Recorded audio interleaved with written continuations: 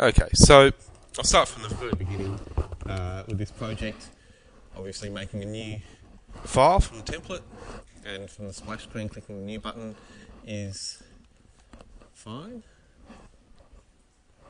So we've got a ground floor level initially, and that's something we're going to check with you. Are you calling the bottom level in the apartment ground floor, or are you calling it the level that it's on in the building? You are calling it ground floor? Okay, so I'll leave it at that for now. It's not a problem if we need to change it later anyway, but it's fine to leave it that way. And so, in plan, it's worth setting out the main dimensions with reference planes before you even think about the levels. You can do that. So I'm just going to draw a reference plane in plan. I don't think you need grid lines here. I don't know if any of you have had a go at using grids for this project, but I don't think you need any. So I'm just going to use reference planes instead. And then I can go through and add up the dimensions, I suppose, but I'm just going to do it in a slightly different way. I'm going to put in another parallel reference plane and make that initially 6500, because that's the first dimension. I've got the first internal dimension. Then I'll draw another reference plane parallel to that and make that 700, again just using the next internal dimension. So if you've got the drawing there, you'll see I'm just following across the dimensions that you've been given. Now, again, I'll just check with you. These are all internal dimensions that you've got? Yeah, okay. So I'll just keep following across with those. So 1000, 1800. Saves doing all the maths in my head. I suppose it wouldn't be hard to open up a calculator. But this way, if there is a problem, I can go back and work out where I've made the mistake as well. Okay, so that's the last one.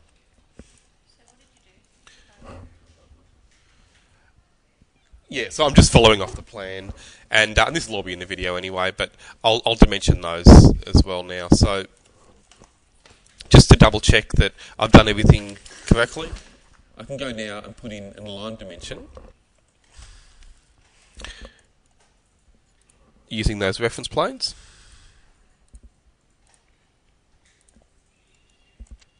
So you can see here 6500, 700, 1000, 1800, and then 1000 again.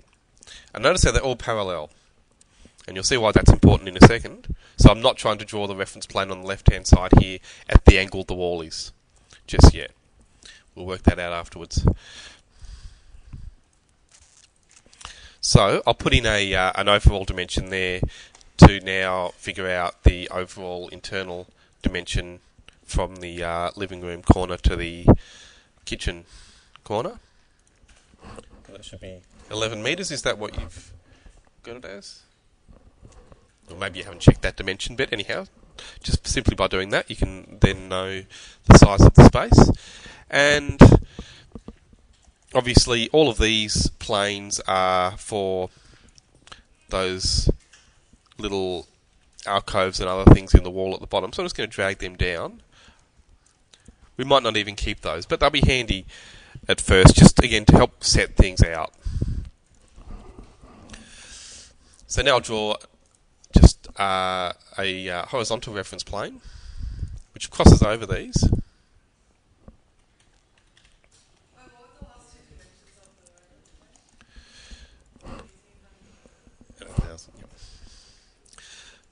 Okay, and then again, I'm going to use the dimensions on the drawing, and this is where things are going to start to get very tricky, because we've got dimensions given only at an angle. But I'm going to try to follow the dimensions that are in a straight line as much as possible.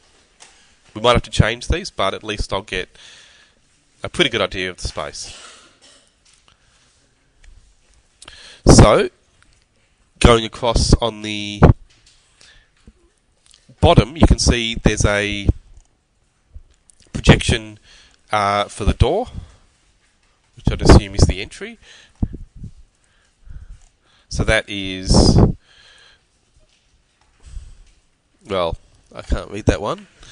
Does anyone know what that little measurement is?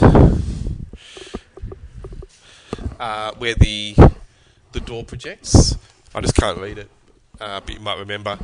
There's a little wall next to the door. Oh, on the other side. 300, great. Okay, so then from that reference plane, it comes up.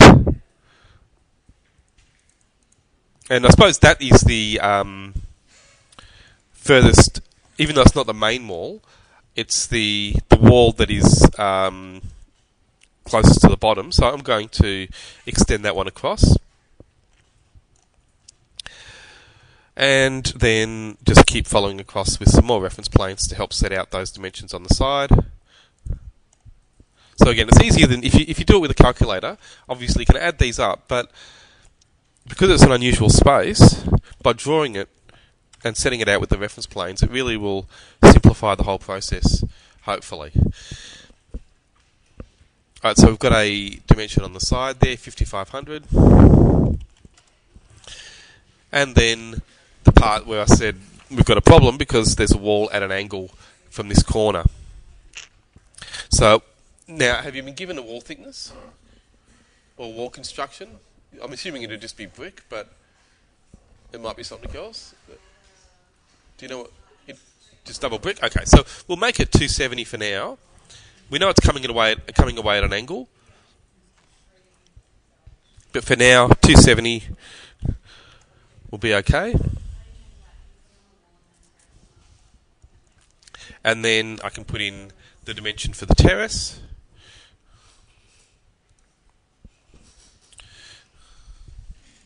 So that is 5200.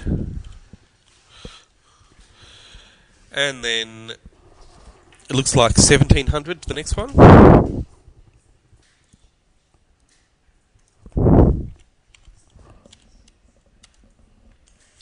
Then another 270 for another wall.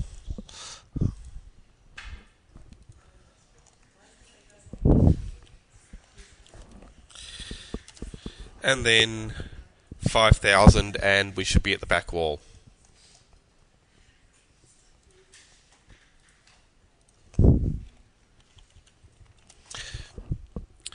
Okay, now I can come back and put in some more reference planes later on at the angles of the walls on the left-hand side, but that's enough to get started to set up the constraints. And that's really what you need to think about with any project. Before you get bogged down in the detail, it's a really common mistake. In fact, almost everyone does it. They get bogged down in the detail, worrying about things like the angles of these walls and how they connect together, before thinking about the overall size of the space. So guys, you should be looking at this.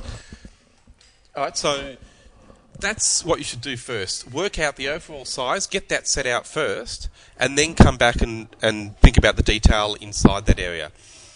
So now I'm going to again dimension from one side to the other.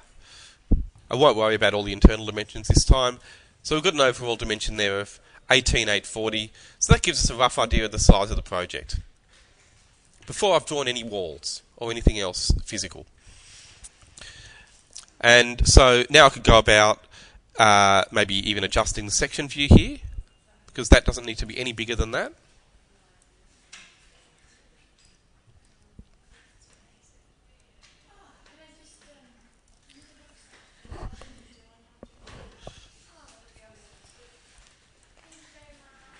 Okay, I'm bringing my elevation views closer.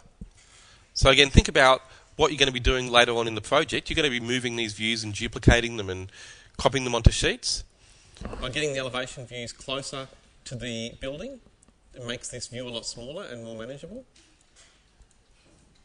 Because again, when you start a project, there's no way of knowing how big it needs to be. Okay, so guys, you really should be watching this, and yeah, all the steps are recorded in the video, so you can watch the video afterwards. But if you watch as well, it'll make your life a lot easier because you're drawing all these walls. You haven't got the overall constraints set up, and so you're going to be double handling. And so, if you do this process first, it really will make your life easier. So now, if I go into a side view, you can see these reference planes, and that's the main thing you need to understand when you're setting out the datum points, the references. You've got these reference planes parallel to your elevation views and your sections, which means you'll be able to see them in the side views. If they're drawn at an angle, okay, if you draw a reference plane at an angle to the elevation views, so this elevation view you can see is vertical, we won't see that reference plane in that elevation view. Okay, so that's the main thing you need to understand. When you're setting out your datum points, you only see the planes that are perpendicular to the view that you're looking in. So in my side views there, now I can see all those reference planes, and those levels are okay. I can put in one more level for the level above. And then I can start dragging those reference planes up so that when I'm working on that level, I'll be able to see at least the sides. So looking into level 2 now, you can see those two reference planes. So again, I know how big the space is in that view. So a lot of these things aren't about following through steps. It's about understanding the thought process and understanding the way that you should be using the program. Following through the steps is quite simple. Once you've used the program for a little while, you should all know how to draw reference planes. But understanding the thought process is the thing that takes people a while, especially if they, again, just try to follow through steps methodically rather than trying to understand concepts. And that's a really important thing in any form of design, but particularly designing 3D forms. The thought process is much more important than any of the little steps that you need to perform. So, okay, so you can see in these views here, I'm just tidying up the levels, making them only as big as I need them to be, and also bringing through the reference planes, at least on the outside. So again, in that floor plan now, I can see how big the space is before I've got any objects modelled.